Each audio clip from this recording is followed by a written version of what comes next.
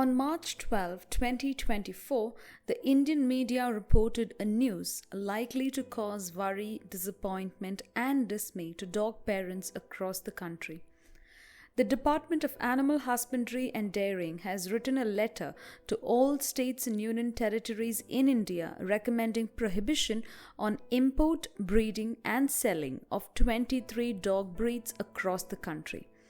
This letter is reasoned as arising from issues of human death due to dog bites by some ferocious dogs kept as pets. This news raised several questions. What is the criteria to prohibit a dog breed? Will such breed-specific law reduce human death caused by dog bite? And most importantly, is this move even rational?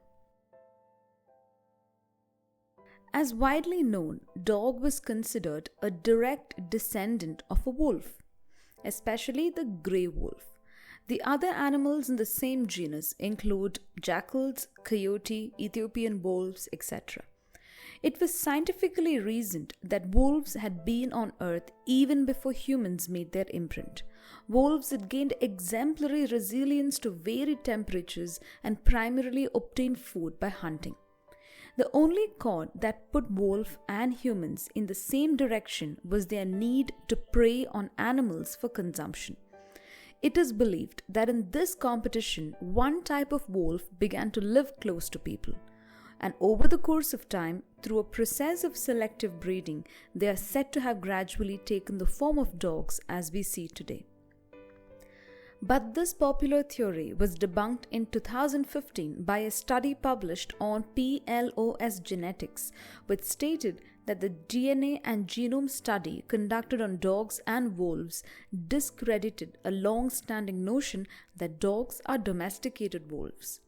The study revealed that wolves and dogs descended from an unknown ancestor which has since gone extinct. Dogs are the first animals to have been domesticated by humans. The development of companionship between man and dog occurred when humans were hunter-gatherers, because dogs had exceptional trait best suited for hunting. The paleontological and archaeological findings at the 27,000-year-old settlement at Czech Republic signals the domestication of dogs. The excavations at the site showed that dog skulls didn't look like that of the wolves. Dog skulls had shorter snouts, broader brain case, and crowded teeth. A paleontologist from Brussels opines that these anatomical changes are the first signs of domestication. It had been proved earlier that tamed or domesticated animals had fewer or defective neural crest cells. The defect in these embryonic cells can result in the set changes. Investigating into the domestication part, anthropologist Pat Shipman in her book The Invaders writes that the first dogs probably joined humans because they identified an ecological niche. They followed humans for the same reason as ants trail into our kitchens, to take advantage of a nutritional resource, our trash. It is possible in this way humans and dogs began developing a mutually beneficial relationship. But the domestication of dogs was not just limited to utilizing their trait in hunting. They were included in various rituals. Several archaeological discoveries of dogs in mummified form or otherwise reveal the ways in which humans and animals had begun to develop an emotional attachment. An attachment they wanted to take or transcend to their afterlife. No other animals were so consistently included in human mortuary rituals. This shift had a profound effect on the evolution of dog. Perhaps this is when dogs acquired human social skills.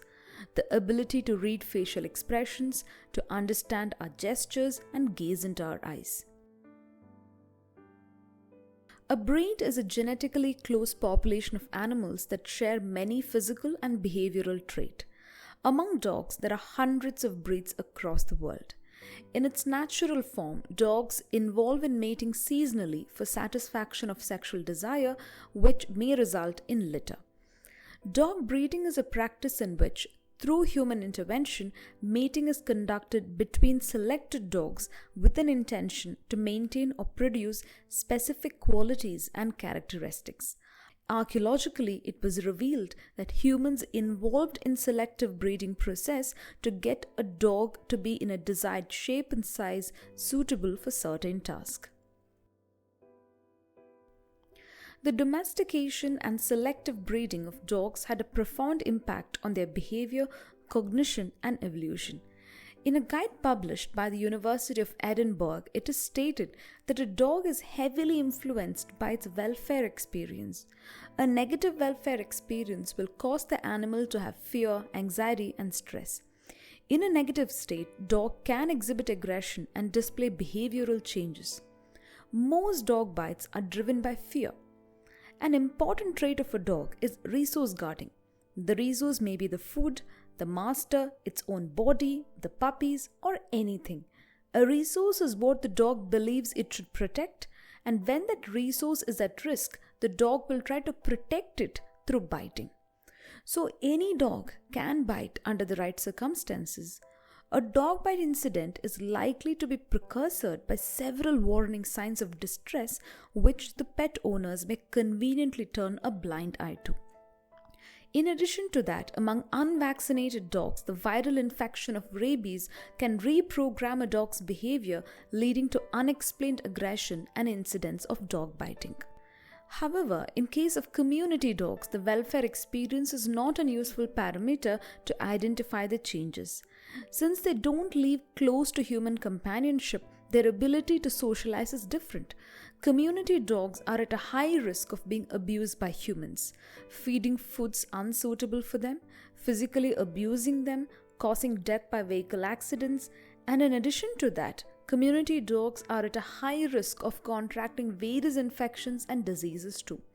On the other hand, the reckless abandonment of breed dogs into the community by breeding and sports centers after exploiting them for private benefit is an added layer of risk. During a Rajya Sabha session in 2023, the Ministry of Health and Family Welfare produced data on the number of dog bites across the country between 2018 and 2023. This data was presented in the backdrop of rise in the incident of stray dog bites in India. The report records a frightening increase of 78% jump in cases between 2022 and 2023. But the report itself is incomplete because it neither gives breed-specific details nor does it furnish reasons for this problem. The nature of pet ownership in India is an interesting tale. Indians have an obsession with foreign exotic breeds, and quite often the factual circumstances on how they are procured or bred is ignored. There is a post-colonial fascination with anything foreign, which is a major part of the problem. Globally, the obsession for aesthetic dogs can be traced back to British Kennel Club of 19th century, where dogs became symbols of excessive ornamentation, forced into competitions to test physical abilities, and conformational shows to judge how an ideal dog breed must look like. So this set a cultural precedent on deciding what kind of dogs can be celebrated and not. A veterinary surgeon states that the Indian fascination for exotic breeds can also be traced back to the rich urban Indians in the post-independence period who housed exotic dog breed as a sign of royalty. For ordinary Indians who could only afford to have a cattle for livelihood saw dogs in a different light. When finance permitted and the desire to have a companion animal arose, it was going to be a dog inevitably, and that too an exotic breed. The other aspect of pet ownership is the Indian obsession with the celebrity life and the desire to mirror an extravagant lifestyle with a superficial idea of a good life. The pet ownership is also influenced by advertisements in India. When Vodafone advertisement featured pugs in 2007, there was a significant spike in the demand for pugs in the country, with more than 50,000 dogs being imported into India and mostly illegally. And all these demands are fulfilled by the breeders in India who run the puppy mills. Currently, there are two rules that apply to breeders and pet shop owners in India. Prevention of Cruelty to Animals, Dog Breeding and Marketing Rules 2017. A breeder can involve in breeding activity only after receiving the certificate of registration. Only dogs of good health who are microchipped and with complete record of vaccination and treatment can be sold. A breeder must screen the prospective purchaser's potential to take care of a breed, especially if it is a larger one, to attend to grooming, socializing, spatial, and veterinary needs. A female dog should not be exploited to produce 2 litters in 2 consecutive breeding seasons. Artificial or unnatural techniques of insemination or rape should not be used to impregnate dogs. Dogs shall not be euthanized just because they no longer can breed or cannot be sold. Prevention of Cruelty to Animals, Pet Shop Rules 2018. Any person who is carrying on the business of sale or trade of dogs must have a certificate of registration. A pet shop owner must only purchase dogs from a registered breeder. A pet shop owner must not employ persons with aggressive or abnormal behavior whose temperament is not suitable for working with animals. The state of implementation of both these rules are a sad story. These are only letters on a piece of paper. The laxity of government agencies to impose these regulations were voiced by media and animal rights activists across here, but all of it only fell on deaf ears. The precursor to both these rules was a ban in 2016 on the import of exotic dog breeds into India. The Directorate of Foreign Trade had given policy conditions for importing exotic breeds into India. As per this, only those dogs with a valid pet book and details of the importer will be allowed to be brought into India.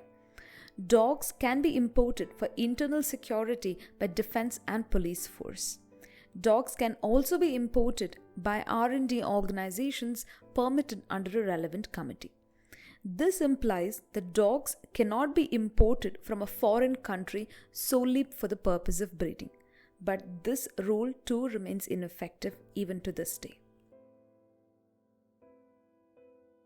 In 2023, the legal attorneys and barristers law firm filed a public interest litigation in the Delhi High Court seeking directions to be given to the Union of India to ban and cancel license to keep dangerous dogs in the country. As a result, the Delhi High Court allowed sending representation to the Department of Animal Husbandry and Dairying to decide on suitable steps on this case to be decided within a period of 3 months.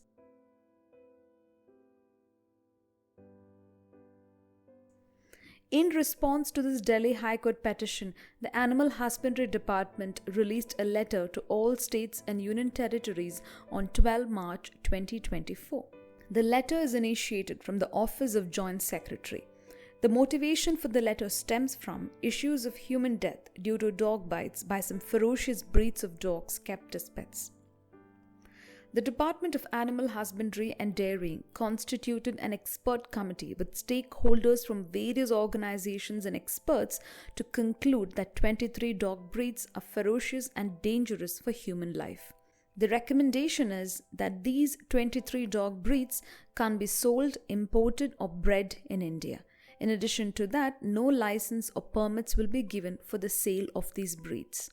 However, those pet owners who already have dogs belonging to these 23 breeds can continue to house them, but they should be sterilized compulsorily. And finally, the letter ends with the implementation of this left to the State Animal Welfare Board and local bodies. As of now, this is only a letter of recommendation written to states and union territories in India to inform a decision taken by central government on dog breeds in response to a writ petition in the Delhi High Court. If this letter is to become an order or a rule, it must get published in the official gazette of the union government. In failure of this official formality, this letter does not hold much significance. In an interesting turn of events, the Karnataka High Court has stayed the ban on the 23 dog breeds and has directed the central government to produce documents on the basis of which the ban on dog breeds was issued in order to examine the consultation process.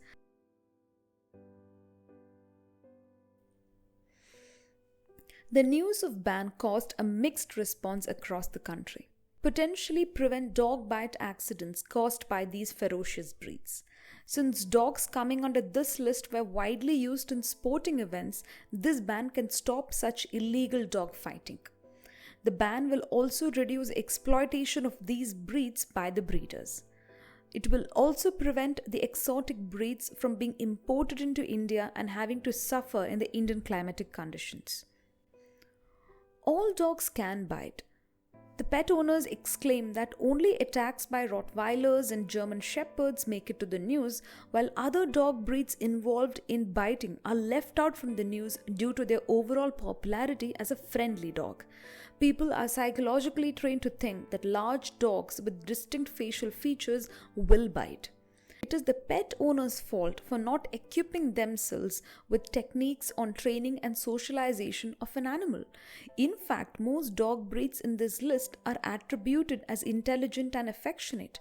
So it is not clever to blame the dogs entirely because irresponsible pet ownership is a major part of this problem. And then there were a section of people who questioned the very nature of this. The letter is written upon an assumption that only these 23 ferocious dogs kept as pets have the tendency to bite. This begs the question on the status of dog bite incidents from other breeds. The history and evolution of pet ownership should have been relied to bring pet owners under the umbrella of liability for such incidents from their companion animals.